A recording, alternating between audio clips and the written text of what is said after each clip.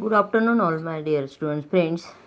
In previous lecture, I already discussed what is the basic fundamentals of magnetostatics and Maxwell equations.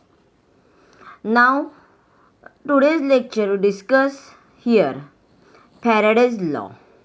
Before discussing the Faraday's law, first of all discuss the what done by stationary charge, what done by magnetostatic field. The stationary charge produces an electrostatic field. When this charge move with constant velocity, they produce static magnetic field known as magnetostatic field. We already know that. That is, steady current produce a magnetostatic field.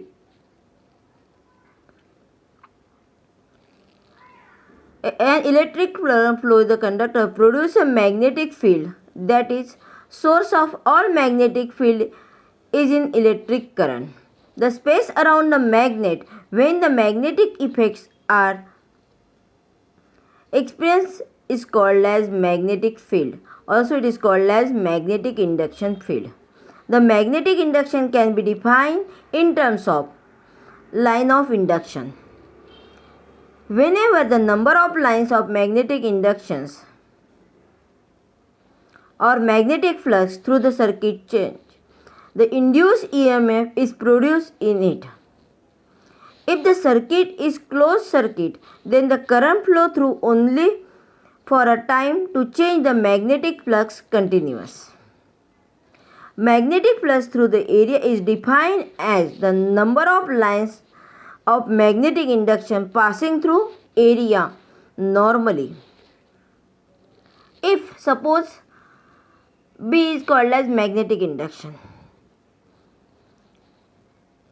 at any point, then the magnetic flux d phi is defined in small area is defined as d phi is equal to b bar dot ds bar. Means this magnetic flux in produce the magnetic induction particular area, and is defined as d phi bar is equal to b bar dot ds bar. Now discuss here Faraday's law. Whenever the magnetic flux through a closed circuit changes and induced EMF produced in the circuit, the magnitude of induced EMF is proportional to the rate of change of magnetic flux, and its direction is such that it opposes the change in magnetic field that produces a induced EMF. Means the magnetic field means the rate of change of magnitude of induced EMF, and its direction opposed to change in magnetic field, and it produces a EMF. If suppose d phi is the change in magnetic flux in time t, then according to the Faraday's law, induced EMF that the rate of change of magnetic flux means induced EMF E is directly proportional to d phi by dt. Means this induced EMF is right in the forms of K emits proportionality constant d phi by dt.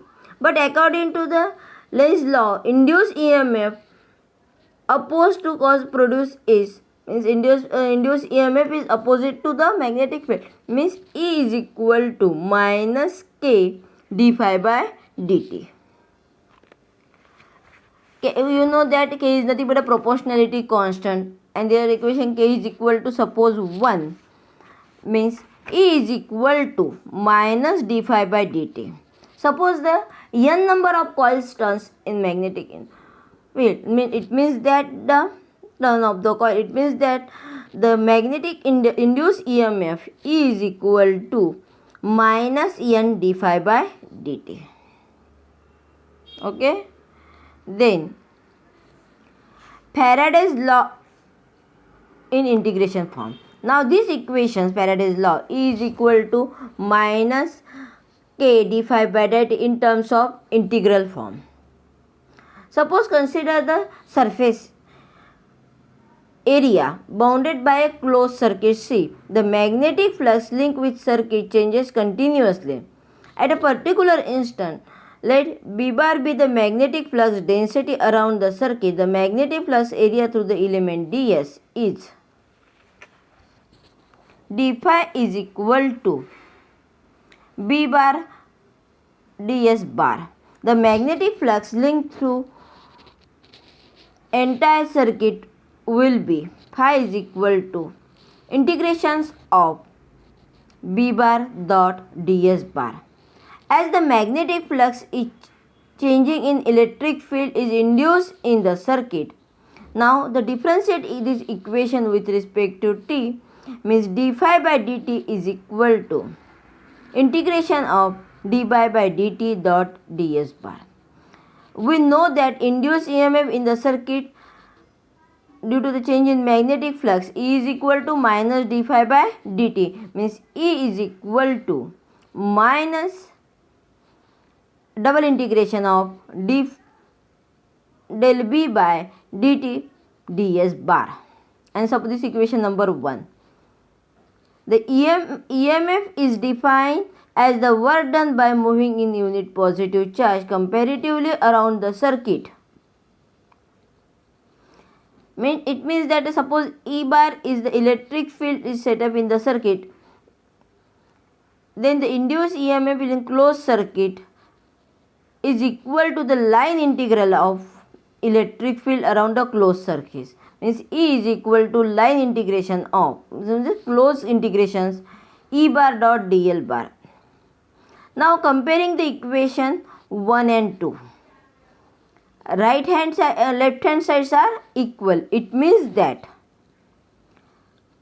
left hand sides are equal means right hand side also equals.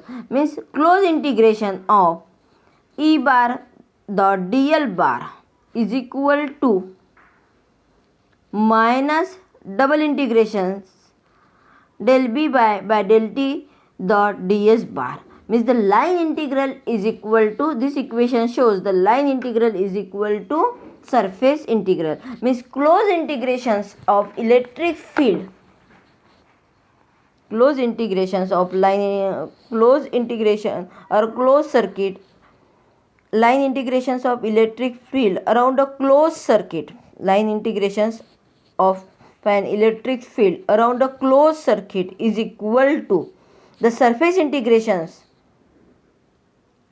of magnetic field. Means surface integrations del B by del T is dot ds bar, and this equation is nothing but the integral form of Faraday's law. Then next point discuss here, Faraday's law in differential form. Now presently here discuss here the Faraday's law in integral form. Faraday's law in integral form is nothing but the line integrations of a closed surface of electric field. Line integrations of a closed circuit in electric field is equal to surface integration of magnetic induction means del B by del T dot ds bar. Using Stokes theorem, I have already discussed in first unit.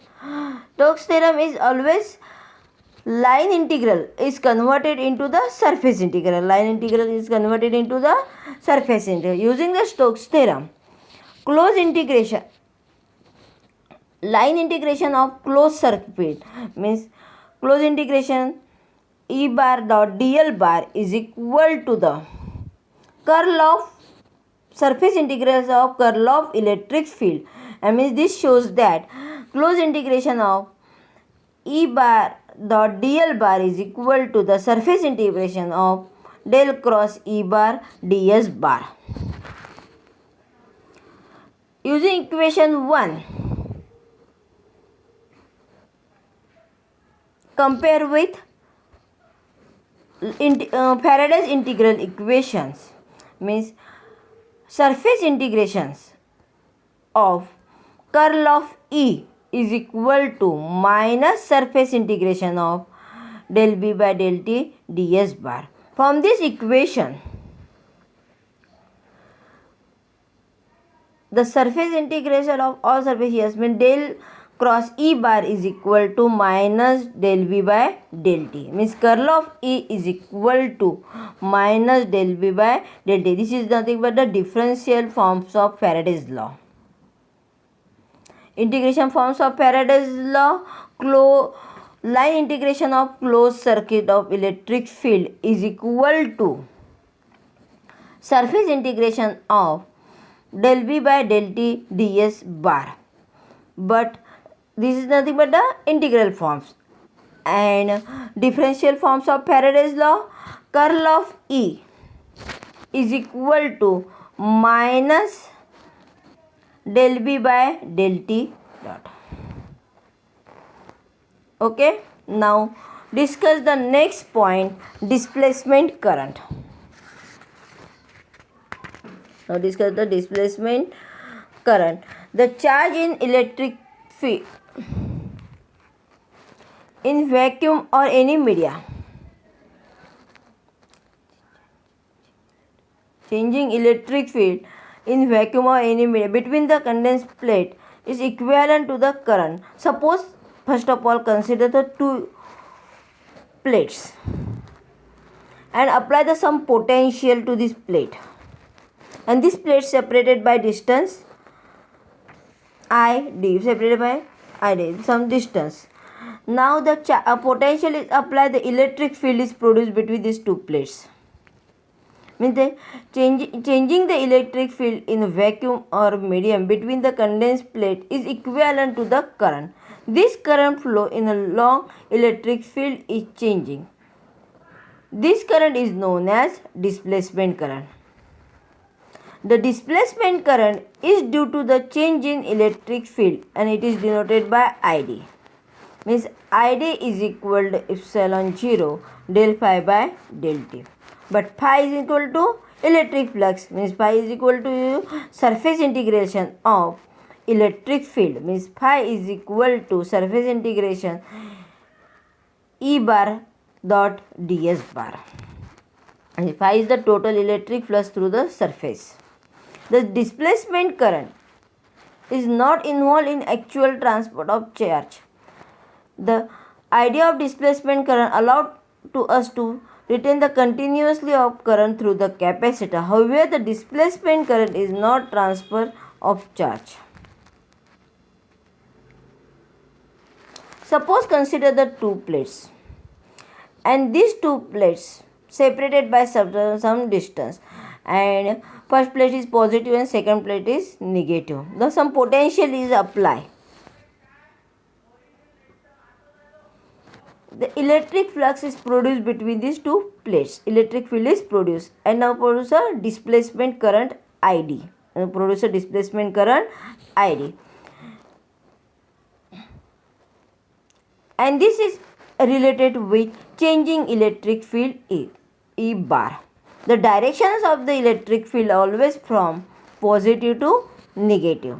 Now you see the real current displacement. Let Q be the charge on the plate at any time. The E is the magnetic magnitude of electric field due to the charge Q, and A is the area of this condenser plates. Means Q is equal to epsilon 0 AE. Now differentiate this equation Q with respect to T. Means del Q by dt, rate of change of charge, means called as current. Means I is equal to dq by dt is equal to epsilon 0 A del E by del T. The value of displacement current between the plates of condenser is given. Means ID is equal to epsilon 0 del phi by del T is equal to epsilon 0 d EA by dt. Means A is constant, means area is always constant, means ID is equal to epsilon 0 A del E by del T. From this equation 2 and 1 equation shows I is equal to del Q by del T is equal to epsilon 0 A dE by dt, and calculating the displacement current id, and this id is equal to epsilon 0 a del E by del T. From equation 1 and 2 it is clear that I is equal to id. The displacement current can be considered the fictitious current to be simply a continuous of real current I from one plate across the capacitor gap to the other plate. Actually, no charge move across the gap between this plate, so the displacement current is not transfer the charge. The medium between the plates is subject to the stress and strain due to the change in electric field between the plate, resulting the productions of displacement current.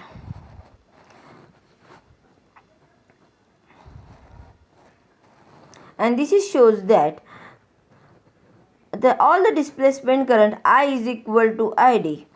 It means according to the Maxwell's, all electric current as divergence, that is means electric current must be closed according to him during the charge or displacement of capacitors, and real current is closed displacement circuit flowing across the two plates of capacitor.